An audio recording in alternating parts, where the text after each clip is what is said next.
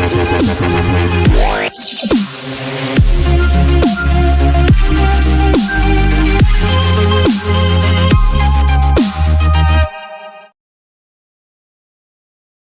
que vous nous donnez l'opportunité, dans un premier temps, de souhaiter une bonne et heureuse année 2025 à l'ensemble des populations gabonaises. D'une part, mais également tous les épargnants victimes de cette escroquerie légendaire. D'autre part, aussi ceux qui croient en nous. Quand je dis nous, c'est le CAP, le Congrès des agents publics, parapublics et privés de l'État, et le MCV, le Mouvement citoyen de volonté de liberté, dont j'ai la charge. Et ces milliers de Gabonais croient en nous et pensent que demain se prépare aujourd'hui. Et qu'ils reçoivent par ma voix j'ai envie de dire, une bonne et heureuse année 2025. Que cette année leur apporte le sourire, comme vous le disiez tantôt, la santé, la longévité. Surtout, je vais insister sur la santé parce que si vous n'êtes pas en bonne santé, vous ne pourriez rien faire. Je souhaite une bonne santé pour 2025 à l'ensemble des populations gabonaises. Maintenant, pour revenir sur la question de Bersal, je dirais que ce dossier nous a été confié il y a un peu plus de 5 ans aujourd'hui et nous avons estimé que la justice gabonaise qui était aux commandes à cette époque ne pouvait pas régler cette situation parce que nous avons introduit un certain nombre de procédures, malheureusement, qui n'ont pas abouti au niveau du Gabon. C'est ce qui nous aura conduit à Genève et à N'Djamena, où aujourd'hui le dossier attend son épilogue. Maintenant, après, nous avons constaté, grâce à nos conseils, que Bersal a eu plusieurs acteurs, parmi lesquels les banques. Pas toutes les banques commerciales gabonaises, mais certaines banques gabonaises, notamment UBA Gabon, Ecobank Gabon SA et Orabank Gabon SA, qui ont créé des comptes courants à Bersal, alors même que Bersal n'était pas légalement constitué. Donc, nous avons porté plainte à ces 3 banques commerciales et nous sommes au tribunal désormais, au tribunal de commerce. Nous allons repartir là pour une 3e audience le 14 janvier 2025. Quand le tribunal avait fixé au 14 janvier 2025, les banques ont cru que le 14 janvier était très loin. Nous sommes déjà en janvier aujourd'hui. Ça veut dire que dans quelques jours, nous repartons au tribunal. Je voudrais tout simplement rassurer l'ensemble des Gabonais que cette affaire va bientôt trouver son épilogue, d'une part. Rassurer les autorités de transition de ceux qui ne sont pas mêlés de cette affaire. Parce que d'aucuns, il y a des choses qui nous reviennent. D'aucuns pensent qu'en poursuivant les banques, on est en train de ternir un peu la transition du président Oligui. Rien du tout. Le président n'a rien à voir avec cette affaire de Bersal. Bien au contraire, le président est une victime puisque, étant gabonais, il a des familles gabonaises qui ont été escroquées non seulement par le gouvernement de la République, mais également les banques commerciales qui exercent au Gabon. C'est vraiment regrettable. C'est pour ça que nous profitons de ce message de 2025 pour dire au chef d'État, s'il vous plaît, Monsieur le Président, accompagnez-nous dans ce combat. Il s'agit de 18 000 familles gabonaises. Je ne parle pas de 18 000 Gabonais, je parle de 18 000 familles gabonaises. C'est très important qu'un père puisse avoir un regard à tous les niveaux. Là, il s'agit de 18 000 familles gabonaises qui sont en détresse parce que le gouvernement déchu, le pouvoir déchu, à escroquer leur argent en complicité avec les banques. Parce qu'une banque ne peut pas ouvrir un compte à une personnalité morale alors que cette personnalité n'est pas légalement constituée. Le gouvernement gabonais n'a pas délivré un agrément à Bersal. Et voilà que UBA, Orabank et Ecobank vont décider d'ouvrir un compte soit pour blanchissement d'argent, soit pour financement du terrorisme, soit pour tout simplement des ajouts. Nous voulons bien comprendre, c'est pour cela que nous disons ces banques devraient restituer aux épargnants Bersal 49 milliards de francs CFA. Ce que nous avons connu hier avec le pouvoir véreux parti, que les mêmes habitudes reviennent pour ce nouveau pouvoir que nous avons tant applaudi. Vous savez que quelques jours avant l'élection présidentielle 2023, nous avons reçu le récépissé provisoire. Et la loi met des dispositions en place. Au terme d'un certain nombre de mois, on devrait nous remettre le récépissé définitif. Or, l'administration est contenue. L'ancien pouvoir est parti. Nous avons des nouveaux dirigeants. En maintes fois, nous sommes allés vers le ministre de l'Intérieur pour dire voilà ce que vous avez dit, remettez-nous le récépissé. Nous avons même saisi le chef de l'État personnellement, qui nous a répondu par écrit pour dire au plus tard le 30 décembre 2024, vous allez recevoir votre récépissé définitif. Nous avons la lettre avec nous ici. Et nous ne comprenions pas, enfin le 30 novembre, je m'explique, le 30 novembre. Après le 30 novembre, nous avons observé que le ministère de l'Intérieur ne nous faisait pas appel. Nous sommes allés vers le ministère de l'Intérieur. Nous n'avons jamais été reçus. Et on nous dit, la loi doit s'appliquer à tout le monde, les partis politiques sont suspendus, les associations sont suspendues. Alors que tous les jours que Dieu fait, il y a des partis politiques qui sont créés et qui reçoivent directement les récépissés définitifs. C'est la raison pour laquelle nous demandons aux nouvelles autorités quel reproche au MCVL. Qu'est-ce que le MCVL a eu à commettre comme faute au point d'être l'ennemi aujourd'hui des nouvelles autorités? Un simple document qui ne pourra pas bouleverser les institutions, pourquoi on va nous le refuser? Un simple document. Alors qu'on en donne tous les jours à ceux qui créent des partis politiques.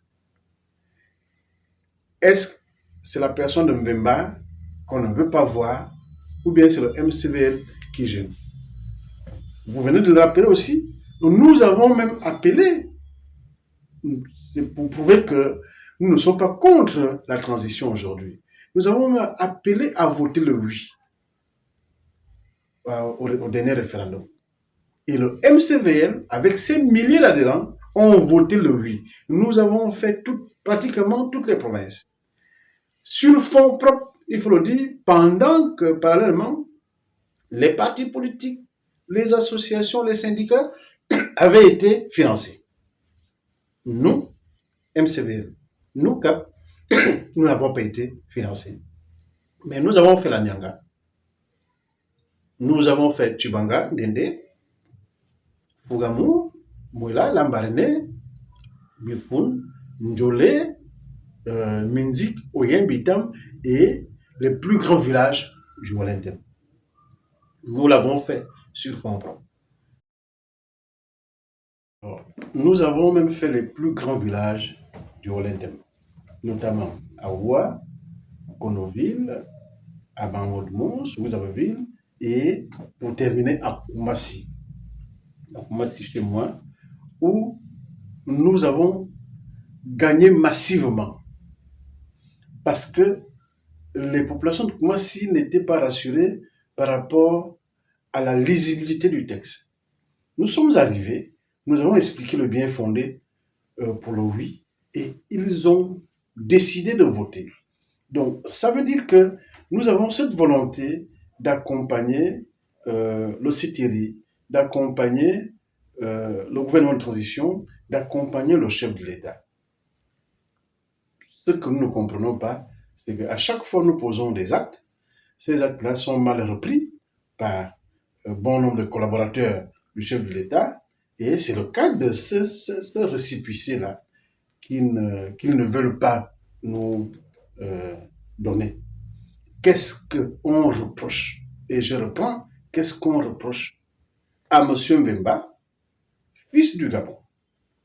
Il y en a qui ont créé les partis il y a à peine 5-6 mois qui ont reçu les récépissés.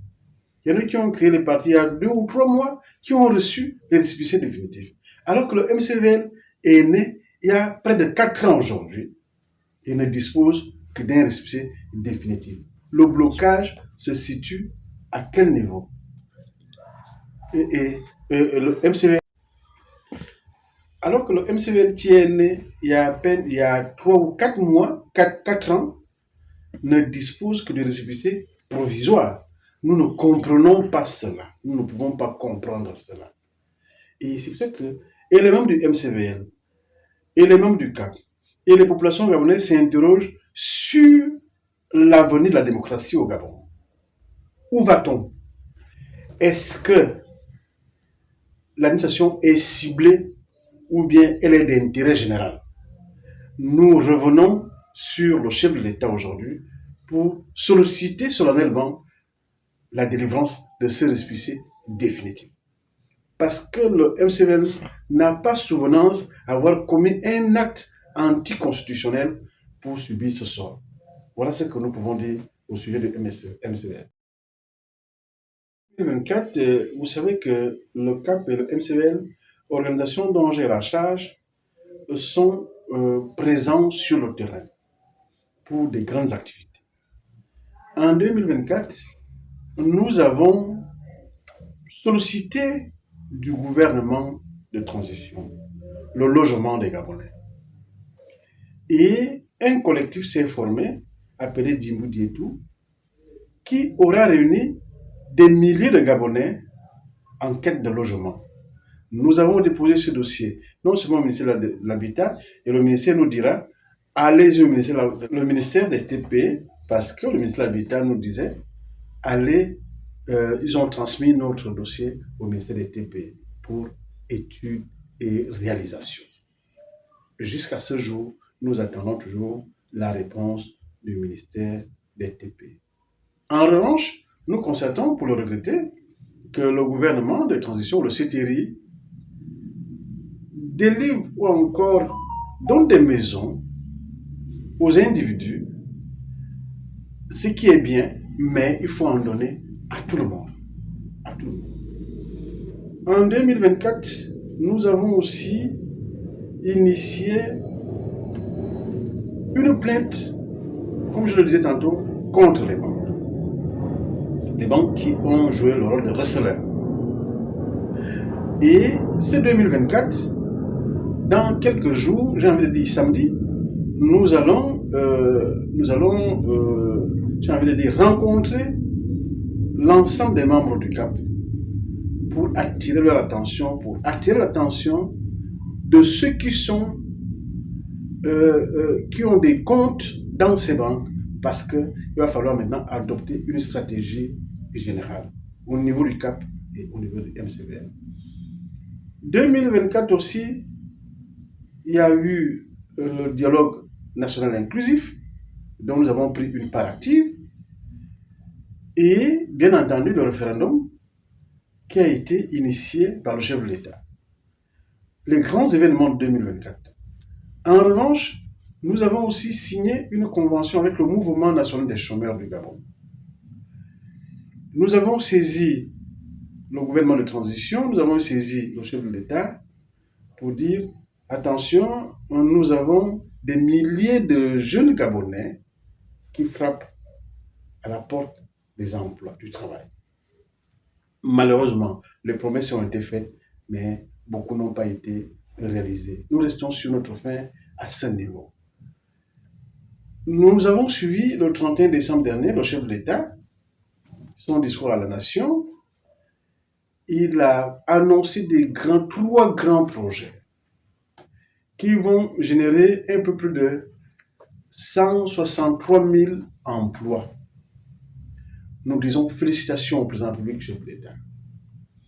En revanche, que faire de ceux qui attendent déjà? Est-ce qu'ils attendent ces projets pour trouver de l'emploi? Il y en a qui ont sollicité pour la fonction publique, qui attendent toujours. Il y en a qui ont sollicité dans les sociétés privées, parapubliques, qui attendent toujours. Et nous allons constater, malheureusement, qu'un vaste recrutement dans l'armée va se faire, mais en limitant les âges. Alors que si nous voulons lutter contre le chômage, on devrait mettre un bémol, entre guillemets, sur certains critères. Et ça nous a gêné un peu pour ce discours du chef de l'État. Je crois qu'il faut prendre toutes les composantes sociales si nous voulons lutter contre le chômage, véritablement contre le chômage. Or, ça crée un déficit à ce niveau. Nous qui sommes sur le terrain, ça crée de la frustration auprès de la jeunesse gabonaise. Je crois que ceux qui sont autour de lui devraient viser la République. La République et non l'individu. J'ai constaté que le chef d'État a présenté un discours bilan. Un discours bilan alors même que nous, Gabonais, nous attendons que le chef d'État se projette comme il a si bien dit que voilà, moi je respecte les principes de la transition et que à la fin de l'année, j'ai envie de dire au mois d'août, nous partirons aux élections. Et ça là, c'était clair. Nous constatons également, selon le bilan du chef de l'État, que beaucoup de choses ont été faites en termes de routes, en termes d'écoles, en termes d'hôpitaux. Oui, mais ce que nous attendions aussi, c'est que le chef de l'État dise aux Gabonais combien d'institutions ont été restructurées. Parce que si on prend seulement le thème du CETIRI, c'est la restriction des institutions. Or, nous avons les mêmes institutions qui n'ont pas véritablement subi beaucoup de restructuration et ça nous a laissé sur notre faim. Nous allons vers la fin de la transition. Les institutions n'ont pas été restructurées.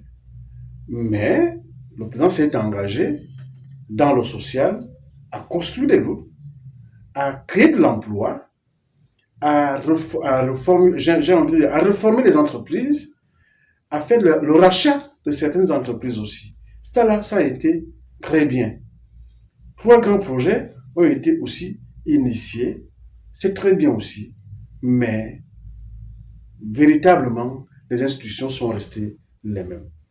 Et nous, MCVL, n'allons pas porter les gants pour le dire, puisque nous sommes Gabonais, nous sommes au service de la nation, le chef de l'État est là pour nous tous.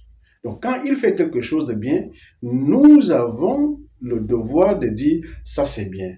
Et quand c'est mauvais, nous avons aussi le devoir de dire attention monsieur le président, ce que vous faites là n'est pas bien. Je crois qu'on ne va pas nous tuer pour ça. Nous pensons que les institutions comme l'Assemblée nationale, le Sénat, le Conseil économique et social, qui ont été confiés aux pédégistes, ne cadrent pas avec la logique de la transition.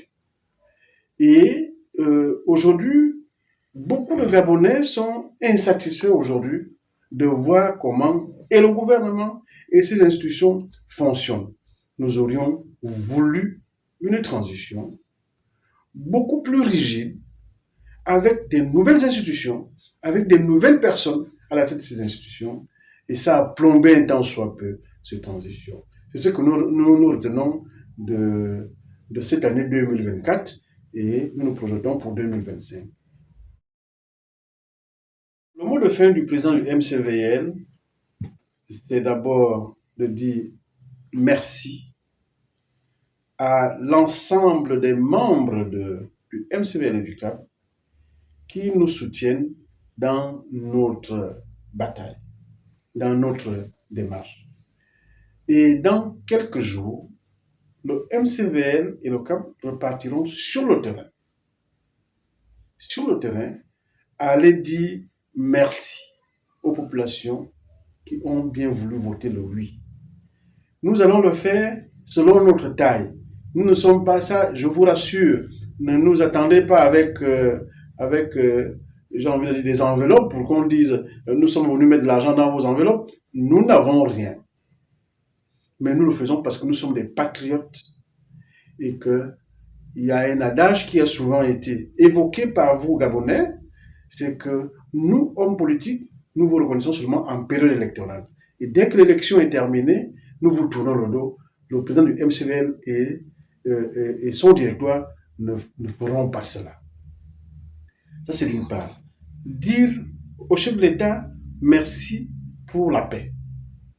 Merci pour la paix, parce que moi j'ai été candidat à l'élection présidentielle de 2023. Et si Ali Bongo serait encore président, peut-être que je serais soit en prison, soit en exil. Il a su créer cette paix. Nous vivons dans cette paix. Merci au président. En revanche, imprimer plus la démocratie. La République n'est pas zonale. La République n'est pas, j'ai envie de dire, provinciale. La République reste l'État. L'État, c'est 9 provinces, le Gabon. L'État, ce n'est pas une affaire de famille politique ou nucléaire. L'État, c'est le Gabon. Et quand j'ai parlé comme ça, j'ai tout dit. Mais je voudrais, encore une fois, dire merci pour tout ce que vous avez fait et pour tout ce que vous continuez à faire pour le Gabon. Je vous remercie.